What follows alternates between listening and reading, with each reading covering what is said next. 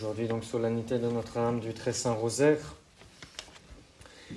Demain, c'est Saint Bruno, confesseur. Je ne dirai pas la messe ici, je rentre ce soir. Mardi, c'est la fête de Notre-Dame du Très Saint Rosaire. Mercredi, Sainte Brigitte. Jeudi, Saint Denis et ses compagnons martyrs. Vendredi, à Nantes, nous fêtons Saint Clair, premier évêque de Nantes. Samedi, fête de la maternité de la Sainte Vierge. Et dimanche prochain, messe horaire habituelle, enfin pas exactement puisque les messes en octobre sont décalées, donc il n'y aura pas la messe ici, mais à la chapelle Sainte-Anne de la Baule l'après-midi. Et nous ferons la solennité de Saint Clair, premier évêque de Nantes. Pour les familles avec des enfants, vous trouvez les bulletins de la croisade au fond de la chapelle.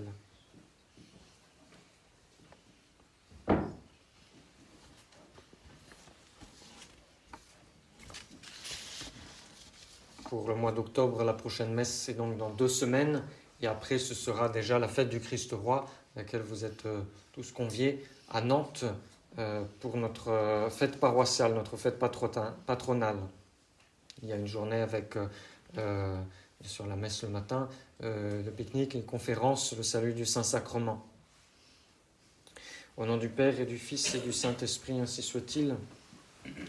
Le pape Pie XI, dans une des nombreuses encycliques sur le Saint-Rosaire, disait ceci: « Si dans l'enivrement de son orgueil, notre siècle se moque du Saint-Rosaire et le rejette avec dédain, une multitude innombrable d'hommes saints de tout âge, de toute condition, l'ont toujours beaucoup aimé, l'ont récité avec une grande dévotion et s'en sont servis en tout temps, comme d'une arme très puissante. » Pour ceux qui ont assisté ou lu la messe dans leur missel la semaine passée, nous avons eu 3 fois en une semaine passage de l'Évangile où notre Seigneur nous exhorte à devenir semblables à de petits enfants.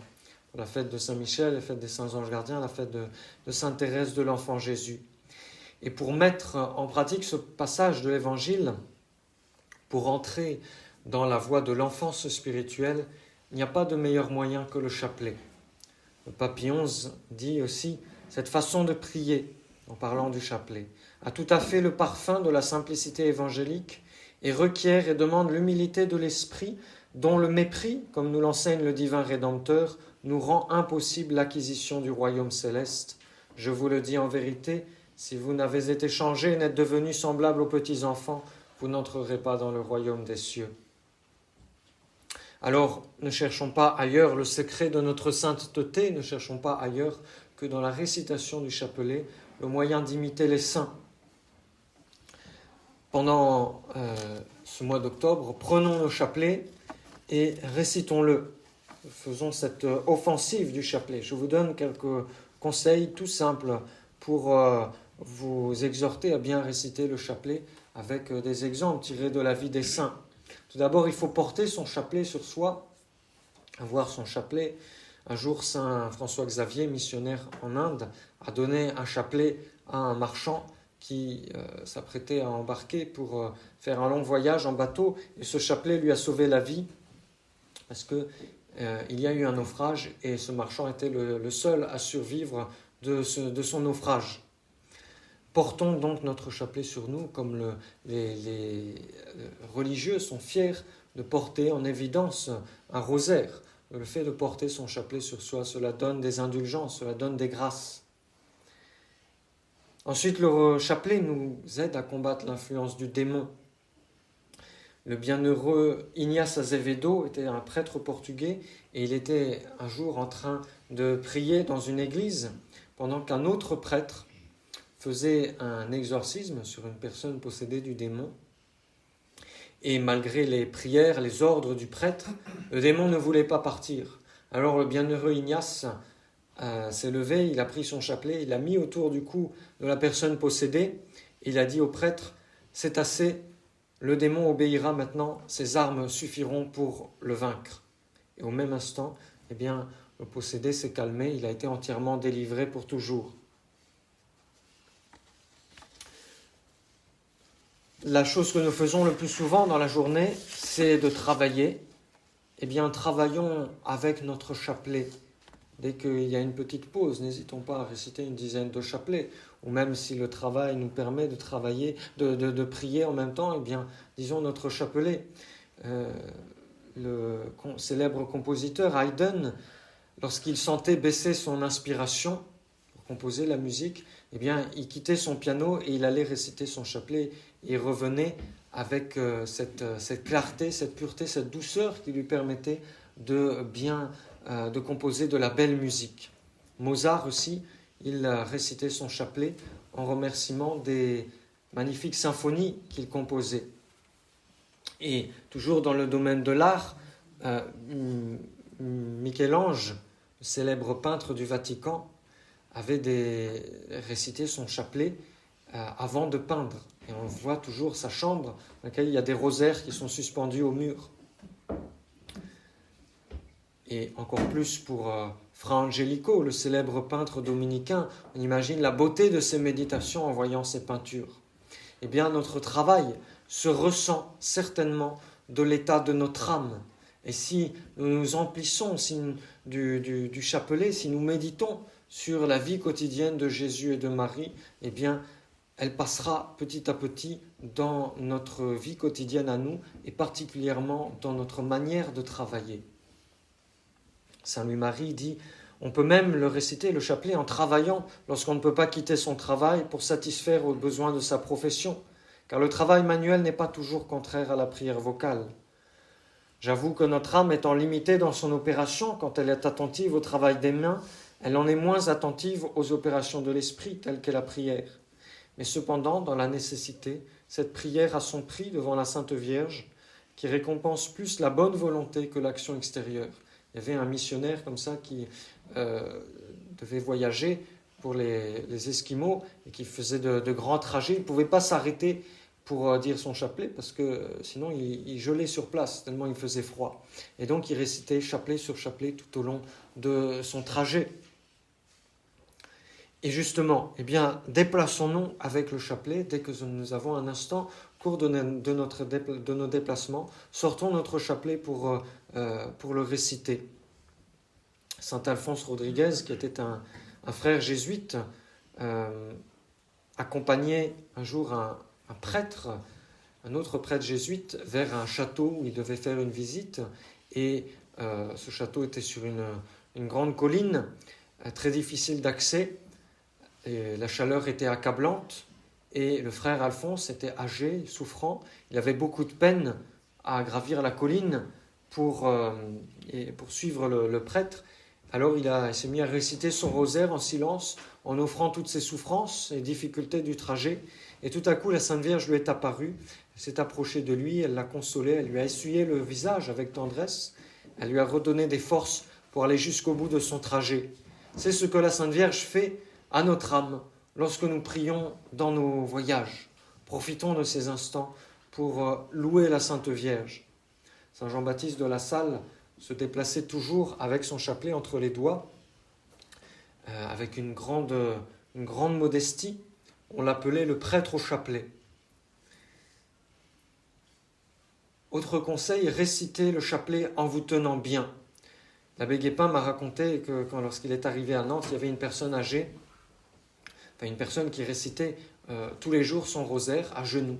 Et à la fin de sa vie, elle a dit à l'abbé Guépin, maintenant je suis trop fatigué, donc je dis un chapelet à genoux et puis je m'assois pour les deux autres. C'est un beau témoignage de quelqu'un qui mettait toutes ses forces physiques pour honorer la Sainte Vierge.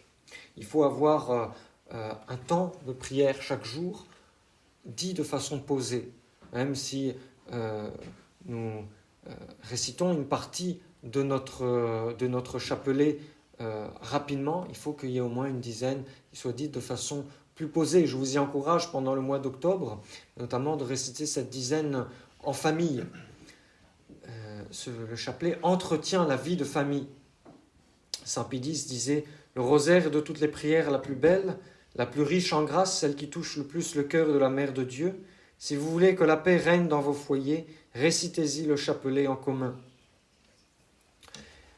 Ensuite, je dirais qu'il faut également dormir avec son chapelet. Le Padre Pio ne s'endormait jamais le soir sans son chapelet. Il l'appelait son arme, son épée, la mia spada en italien. Et souvent, le démon venait l'embêter au cours de la nuit. Eh bien, parce que chaque fois que le démon arrivait, eh bien, le Padre Pio avait son épée, il avait son chapelet pour chasser le démon. Saint Alphonse Rodriguez, le frère dont je vous ai déjà parlé, disait avec tant d'amour le « Je vous salue Marie » que la Sainte Vierge envoyait son ange gardien le réveiller au milieu de la nuit pour qu'il prie un petit peu le chapelet, tellement elle appréciait la façon dont il le récitait. Et c'est une très bonne chose bien de s'endormir en disant une dizaine de chapelets. Cela nous préserve également des tentations. Un autre conseil, il faut prier son chapelet. Oui, je dis bien prier son chapelet et non pas juste le réciter. Il faut surtout chasser les distractions volontaires d'abord, parce qu'elles constituent, dit Saint Louis-Marie, une grande irrévérence qui rendrait nos rosaires infructueux. Comment ose-t-on demander à Dieu qu'il nous écoute si nous ne nous écoutons pas nous-mêmes? Et puis ensuite, il faut prendre tous les moyens pour diminuer les distractions involontaires, se mettre sérieusement à la présence de Dieu au début du chapelet, croire que la Sainte Vierge, notre Seigneur, Saint Joseph, tous les saints anges sont là et assistent à notre chapelet, se représenter dans l'imagination la Sainte Vierge et notre Seigneur, la vie de la Sainte Vierge et de notre Seigneur, le mystère que l'on honore, et bien dire ces chapelets en chassant vigoureusement toutes les distractions.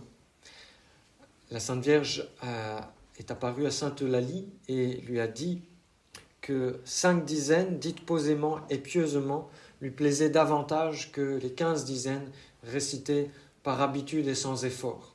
Puissions-nous dire avec saint François de Sales, « Prier ma mère du ciel est ma plus douce occupation et la joie la plus pure de mon cœur. » Et puis enfin, eh bien, faisons de l'apostolat avec notre chapelet.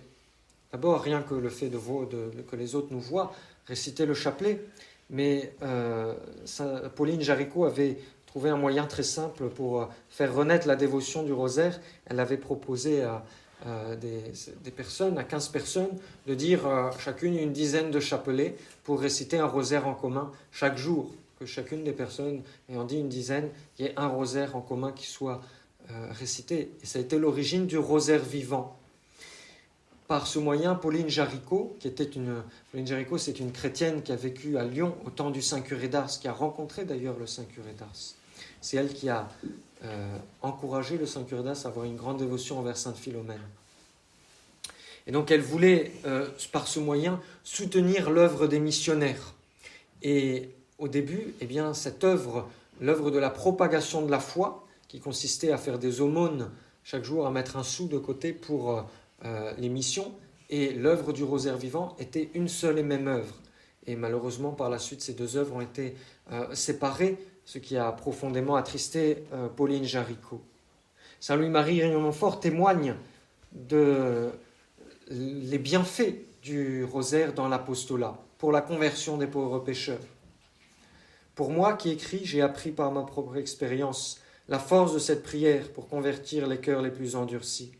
J'en ai trouvé sur lesquels toutes les plus terribles vérités prêchées dans une mission n'avaient fait aucune impression, et qui, pour avoir, par mon conseil, pris la pratique de réciter tous les jours le rosaire, se sont convertis et donné tout à Dieu. J'ai vu une infinie différence entre les mœurs des peuples, les paroisses où j'avais fait des missions, parce que les uns, ayant quitté la pratique du chapelet et du rosaire, étaient retombés dans leurs péchés, et les autres, pour l'avoir conservé, s'étaient conservés dans la grâce de Dieu et augmentés tous les jours dans la vertu. Il y avait même l'histoire d'un jeune homme qui en était arrivé à quitter la religion, à détester le bon Dieu, et qui récitait son chapelet pour se moquer de la Sainte Vierge. Et la Sainte Vierge a utilisé ce moyen pour le convertir, tellement la prière du chapelet est puissante, elle se retourne contre les pauvres pécheurs. Voilà, il faut prier avec son chapelet, il faut dormir avec son chapelet, il faut travailler avec son chapelet, il faut également vivre avec son chapelet. Le Padre Pio récitait tellement de chapelets qu'on l'appelait le rosaire vivant. Et il écrivait des lettres aux directeurs spirituels, il dirigeait les prêtres, il dirigeait les âmes, où il se plaignait de ne pas avoir le temps de prier. Il disait un jour, je voudrais que les journées aient 40 heures pour pouvoir prier. Et les fidèles le voyaient du fond de l'église, il était dans la basilique, et il tenait bien en l'air son chapelet pour que les fidèles le voient réciter son chapelet. Il faut vivre avec son chapelet, il faut enfin mourir avec son chapelet.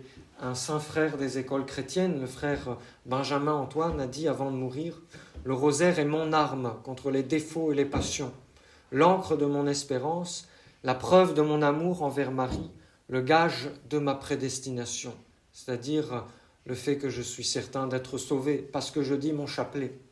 Oui, notre chapelet doit nous accompagner toute notre vie et il nous conduira au ciel. Puissions-nous mourir également comme le Padre Pio, qui serrait dans ses mains très fort son chapelet et qui a murmuré à son dernier souffle les saints noms de Jésus et de Marie. C'est la grâce que nous allons demander pour vivre ainsi l'idéal de l'Évangile chaque jour, pour que nous soyons non pas des chrétiens qui récitent des prières, mais des chrétiens qui vivent de leurs prières au quotidien, pour que nous mettions en pratique la simplicité évangélique, la vie évangélique. Au nom du Père et du Fils et du Saint-Esprit, ainsi soit-il.